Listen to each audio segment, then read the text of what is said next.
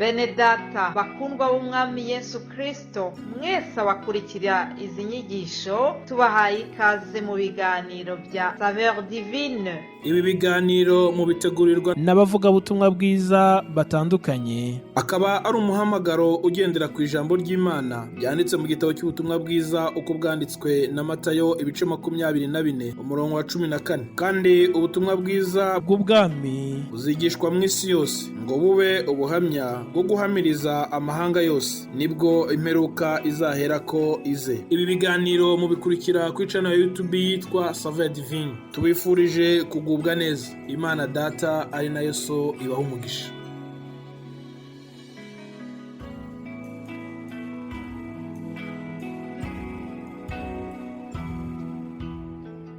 Bene data bakunzi b'Imana kandi abakunzi b'ikiganiro Saveur Divine, ndabaramukije amahoro y'Imana umwe wese ahaherereye. Imana ibahezagire kandi ibagirire neza. Muri kumwe na Kaneza Benigne ku kiganiro Saveur Divine, mbahaye ikaze cane kugira ngo dusangire amajambo Imana yaduhitiyemwo kugira ngo afashe kandi agaburire imitima yacu. Nk'uko abasanzwe bakurikira ikiganiro Saveur Divine babizi, tuba dufise amajambo turiko turibukanya muri iyo ndwi canke muri ico cumweru. N'amajambo Imana iba yaduhitiyemwo kugira ngo adufashe muri iyo ndwi canke muri ico cumweru. Muri ino ndwi rero turimwo, Imana yaduhitiyemwo amajambo dusangira twibukanya ko amajambo atwibutsa umukristo mu bigeragezo. Amajambo twifadikiza muri Bibiliya kugira ngo tuganire kuri ayo majambo ni ayanditswe mu gitabo c'icete canditswe na Yakobo. Icete canditswe na Yakobo igihimba ca mbere, turasoma umurongo wa 2 tugeze ku murongo wa 4. Icete canditswe na Yakobo igihimba ca mbere, dusomye duhereye ku murongo wa 2 tugeze ku murongo wa 4. Haravuga ngo, mwiyumvire ko ari ivyo kunezererwa rwose bene data nimwagwa mu bibagerageza bitari bimwe, mumenye yuko ibigeza ukwizera kwanyu bitera ukwihangana. Ariko ukwihangana gukwiye guhingura igikorwa cako ngo mubone gutungana rwose, muhinguwe mudahajije na kamwe. N'aya majambo y'Imana Imana yaduhitiyemo kugira ngo twibukanye. Aya majambo Yakobo yandika, yariko yandikira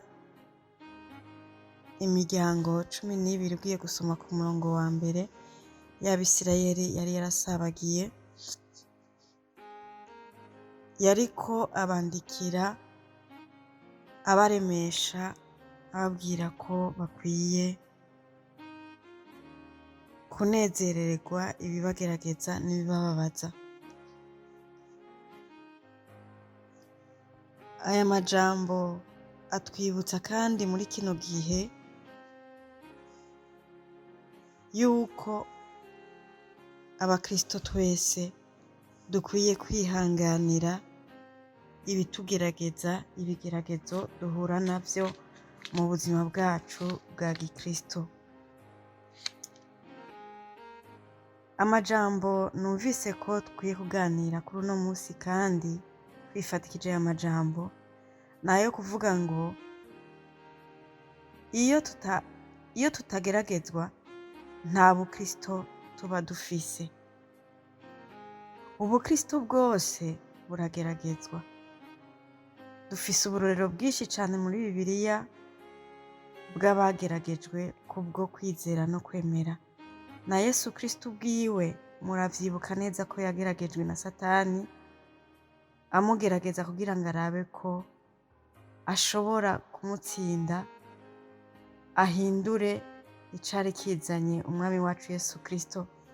Yaramugerageje kugira ngo arabe ko yoshobora kwisubirako kubw'icari camuzanye co kuducungura, ariko Yesu Kristo ko yari Imana yaramunesheje. Umukristo yoba atageragezwa mu vy'ukuri ntiyoba ari umukristo. Igituma tugeragezwa ni uko twizera Imana, kandi iyo tugeragezwa haba hariko hageragezwa uko kwizera kugira ngo Satani arabe ko kuba twaremeye tukizera, kugira ngo arabe yuko vyokunda ko dusubira inyuma tukabivamwo, tukareka Imana tugasubira mu bwami bwa Satani. Iyo tugeragezwa haba hariko hageragezwa ukwizera kwacu. Ibigeragezo vyose duhura navyo mu buzima bwacu bwa gikristo ni ivyo kudukuza, ni ivyo kudukomeza, ni ivyo gukomeza n'ukwizera kwacu. Ibigeragezo vyose duhura navyo ni ivyo Satani aba ariko aragerageza kugira ngo arabe uko kwizera kwacu, arabe ko vy'ukuri duhagaze neza. Iyo aje agasanga ukwizera kwacu kurahagaze, muri uwo mwanya ivyo ariko aratugeragerezamwo Imana yo mw'ijuru iduha kubinesha, kandi Satani agatsindwa. Ariko Satani yaneshejwe ntibivuga ngo aca aheba kutugerageza. Ico yakugeragejemwo uno musi niyasanga wagitsinze, ejo azoza azanye ikindi co mu bundi buryo, kuko ubuzima bwacu bw'abakristo kandi bw'ikristo nubwo kugwana intambara, kandi duhora tugwana na Satani.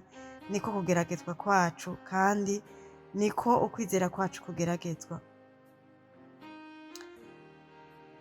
Hari uwihanganiye ivyamugerageje muri Bibiliya. Abasoma Bibiliya kandi abakristo murabizi, Yobu yarageragejwe.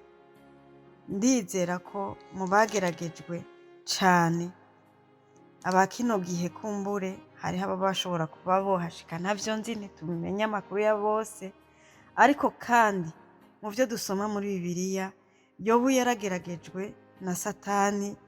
Mwibuka ivyiwe vyose bimushirako, mwibuka abiwe bamushirako, mwibuka umugore wiwe amwinginga ngo natuka Imana apfa aveho kubw'ibigeragezo yari arimwo. Mwibuka ingene abari inshuti ziwe baje bakamubwira amajambo mabi yo kumusonga mu bigeragezo yari arimwo, ariko Yobu ahagararira ukwizera, akomera ku Mana yiwe.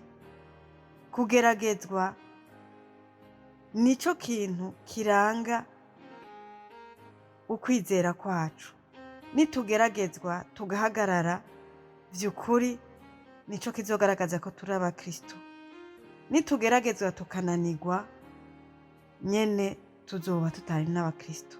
Ariko umukristo w'ukuri arageragezwa, akihangana, agahagarara, akarindira Imana, kandi Imana iramuneshereza.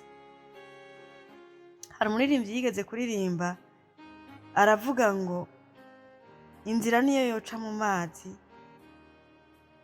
nivyo nzoba nirungikiye kugerageza. Ibitugerageza vyose Imana irabireka kugira ngo bidushikeko, kuko ibizi yuko iri mu ruhande rwacu, kandi ibizi yuko nitwahagarara neza intsinzi iri iwacu, iri mu ruhande rwacu. Nico gituma Imana ireka ibitugerageza bikadushikako, nuko ibizi yuko nitwahagarara neza intsinzi iri mu ruhande rwacu. Bene data, ibitugerageza birahari kandi bizohoraho. Tukiri mw'isi tuzokwama tugwana intambara. Ivyo uno musi nitwabinesha, ejo hazoza ibindi.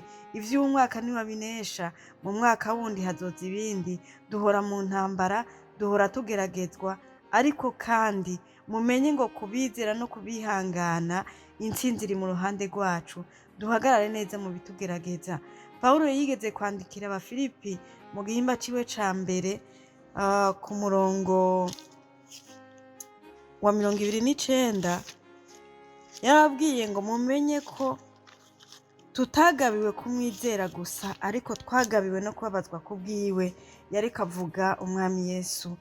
Natwe umwami Yesu twizera ntitumwizera ngo nuko bimeze neza canke biguma bigenda bigororotse, ariko no mu gihe bitagororotse naho twahuye n'ibitugerageza, tumenye yuko mu vyo twahawe mu mugabane dufise muri we harimwo no kugeragezwa ku bwiwe, ariko kandi kubihangana intsinzi iri mu ruhande rwacu.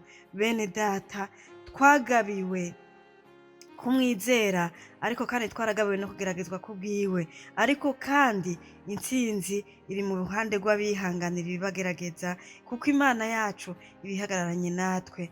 Mu bigeragezo vyacu niho tugaragarira tukamenyekana ko turi abakristo vy'ukuri canke ko tutaribo. Nubona utageragezwa na Satani nuko uzoba uri mu ruhande rwiwe, kandi nubona ugeragezwa na Satani umenye yuko uri mu ruhande rw'umwasi wiwe ariko uruhande rw'Imana, kandi umenye ngo uhagararanye n'Imana vy'ukuri intsinzi iri iwacu.